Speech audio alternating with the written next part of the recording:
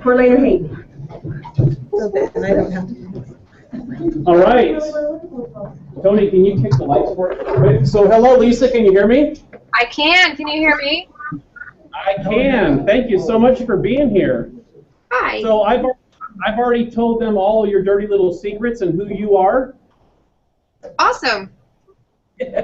No, but you've been traveling a lot, and I appreciate you taking the time. You were actually, Lisa stayed at a friend of mine who's a TL in Minnesota. She stayed at her house doing training for her, and you're going out there again, you said, here shortly. So you're a busy lady. Yes. We appreciate your time. So Lisa, can you tell them quickly just a little bit about your path in real estate from new agent to where you sit today? All right. So my background is in banking. I managed a bank locally for a couple of years, and when I was pregnant with my second child, I went out on maternity leave, told them I wanted to be much closer to home. Our numbers are really good at that office. I was driving an hour each way, decided I really was not going to do that with a baby. Came back after my maternity leave and found out that there was 2 offices that had opened branch manager positions and filled while I was on maternity leave. So I gave them my notice, left. Luckily, my dad was in real estate and had just come over to Keller Williams, and that was in 2005. So I was his assistant for a little while. Quickly decided that was not going to work for me, and about a year later, say hi, Dad. He just walked in. We switched roles. He was my admin for a couple of years. He will tell you, he teaches the new agent class and for setting up your BW website and has for years. And his thing is, first thing he says, I don't like agents, I don't like buyers, I don't like sellers, I don't like mortgage people. And so he's better behind the guy, and he's really, really awesome at it. So right now he is the director of admin for our entire expansion program. He doesn't necessarily do the admin work anymore, but he, anyway, so I started in sales when the market was great. Just like a sign in the yard, it sold. Then I had my third child at the end of 2007, and probably took about a year off. I was sitting at Mega Camp in Austin in 2010, so September 2010, and heard Ben Kinney for the first time. And decided, you know what, if he could come from a background like he came from and start killing it immediately, I was going to, my mind that changed, and it became more of a, I'm going to run a business, I'm not just going to sell real estate. And that was a pivotal moment. I came back, hired a coach, hired 2 buyer's agents that next year. The philosophy was, well, either they're going to excel together to push each other, or one's going to be better than the other. I was lucky, I was blessed, whatever you want to call it, and they both did this. They were both one of them is still with me, so almost 4 years later, Pam's still with us. She's our lead buyer's agent. Ever since the buyer referral, your client is going to get to work with her, and they love her. The other one, they moved, or he's still with us. He's a great guy. He still sends us referrals to this day. And since then, so that year we closed about, they both started in October. Neither one of them had a closing that year, and we closed, I can't remember, 26 transactions. Very slow year. Then 2012, closed 99. And then last year, we closed 301. Wait, so you went from 99 to 301 closed transactions? Yes. How? And I'll tell you the other piece in there that I didn't mention was, so middle of 2011, I went to Bold for the first time. John Paul Scott was my Bold coach. And that's how the Geeky Girls came about, was we had an opportunity. Lori and I happened to be attending Bold together. We had an opportunity to go and speak somewhere for the very first time, and John said, you can do this, it's awesome. We went and did it, and that was a catapult to that. At the same time, it was the confirmation I needed to then hire the buyer's agent. Because we got done with Bold in like August. I hired my 2 buyer's agents in October. But then in 2012, I took bold again. I drove 2 hours each way to Greenville, South Carolina, because John was teaching bold again, and I knew I needed to do it.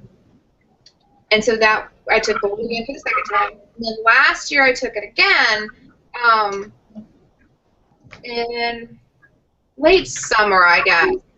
And during that time period, my entire team put 179 units under contract.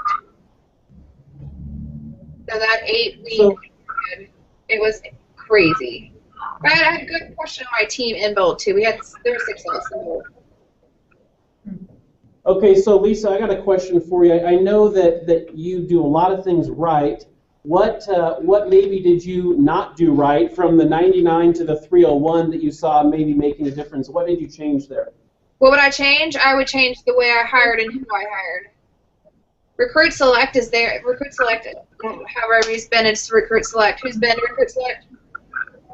All right. If you're hiring, you're building a team, it's non-negotiable. You have to go to Recruit Select. You have to follow the process, because if you hire these wrong people, we got set back.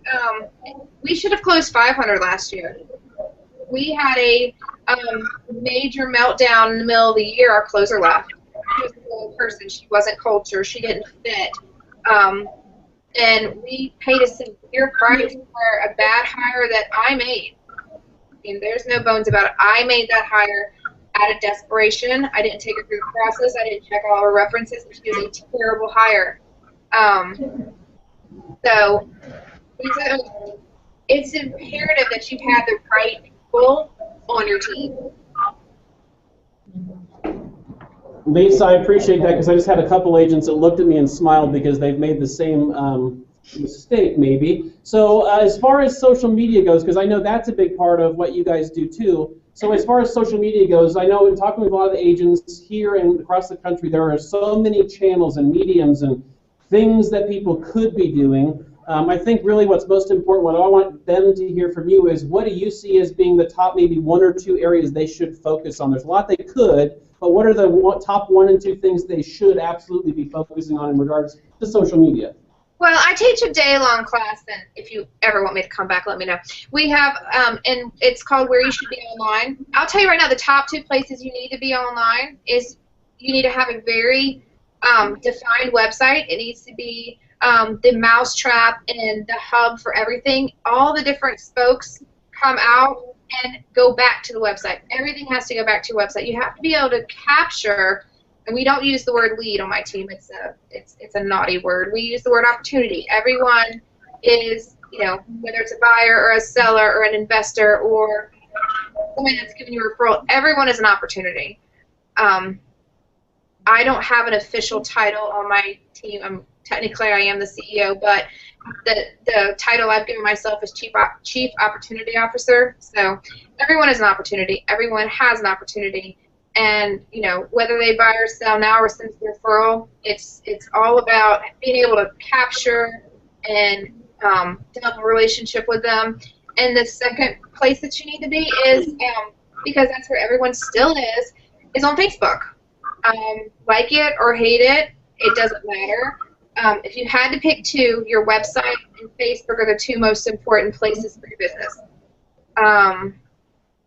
Facebook is that place where, whether if you're not touching your clients there, I can guarantee you someone else is. They're asking for help there. They're letting you into. That's the place that you can be led into their lives, and vice versa. You can, you're going to know when they're having babies. You're going to know when they're getting married. You're going to know when they're getting divorced. You're going to know everything it is that's going on in their life that could be a signal to you that you need to reach out. So you're not going to go in like a 16-year-old on prom night for the kill and for the sale, but you're going to develop a relationship with them. You're going to like something they posted, or you're going to like a picture, or you're going to comment on it.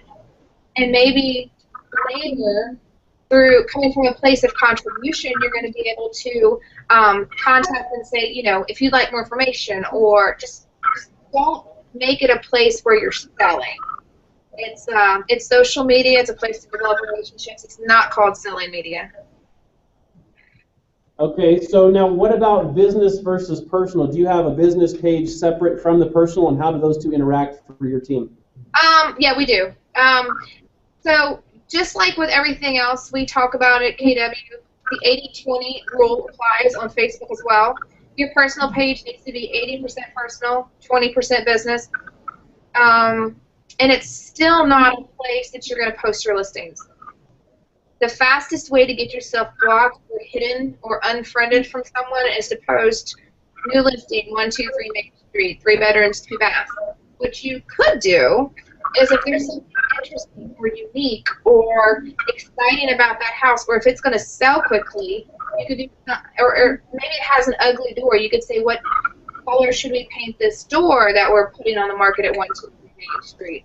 And then a link back to your website.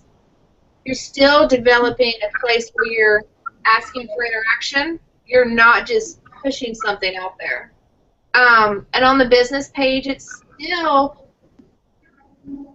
not about selling there either. Now you can post your listings, but you still need to do something similar to what I just said about the color of the house, or who wouldn't want to live in this backyard, or what would you cook first in your brand new kitchen, or it's still about getting the interaction. It's not about going for the hard sell.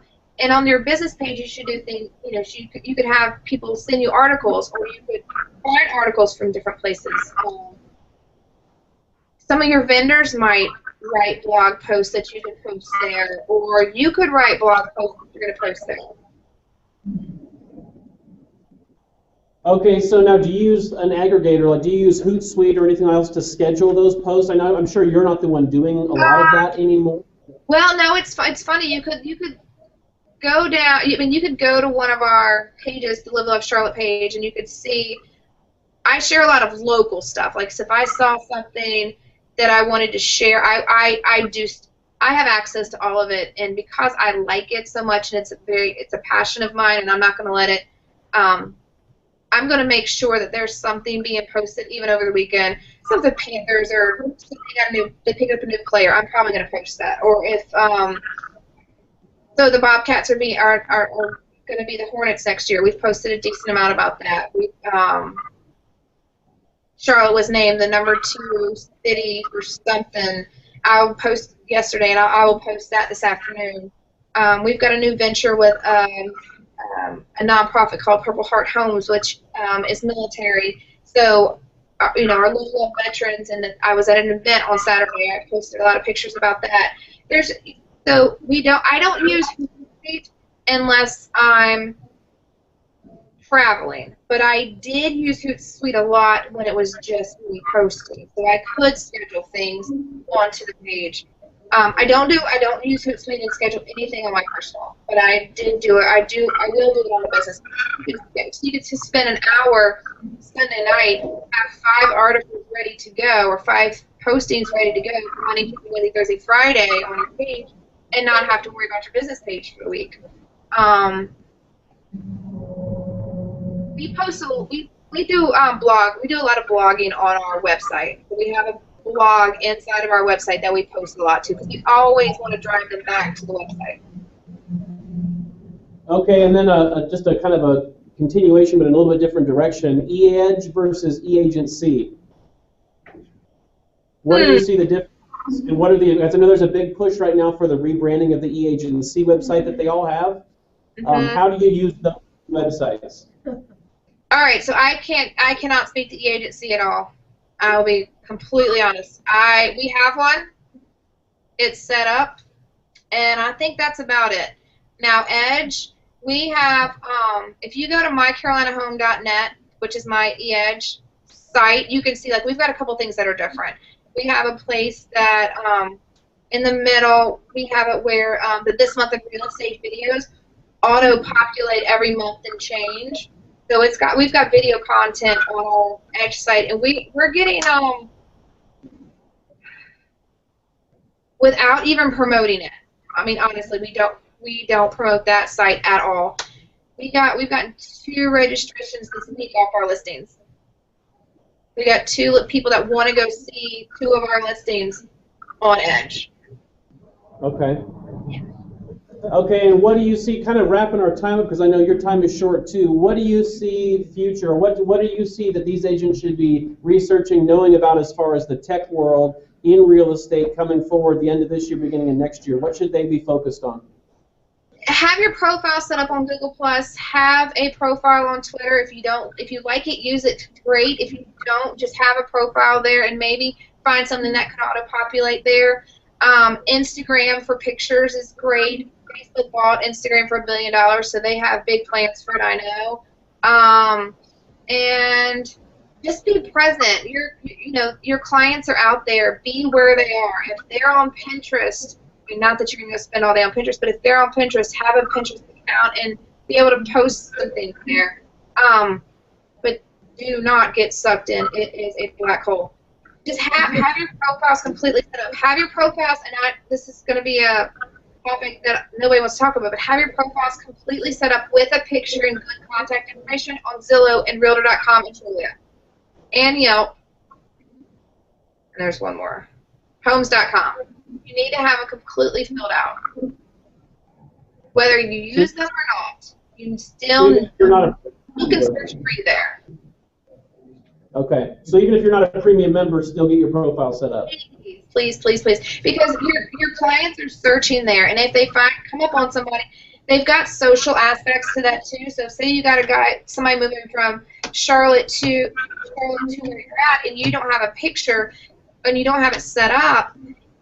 Say you've got a friend that also likes Zillow, we're on Zillow, and they like you, you're connected on Facebook, it's going to show them that they have a mutual friend. It's more important for inside moving. Realtor.com has the same thing. It's what I refer to as social proof. You've got a mutual friend, they're probably more likely to use you than the other agent they don't have a mutual friend of. Right, so it's that know, like, and trust in a social setting. Yes, it is. Exactly what social proof is. Awesome. Well, Lisa, we really appreciate your time. Do you have a good website or an email that they can connect with you with if they'd like to for more information about stuff that you're doing? Yeah, my personal email is lisaliveloveclt@gmail.com. And then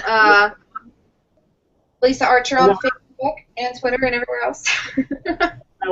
that was Lisa Live Love CLT at Gmail? Yes, sir. Awesome. Well, Lisa, thank you so much. If you guys can tell Lisa thank you. We appreciate your time. Have a good day.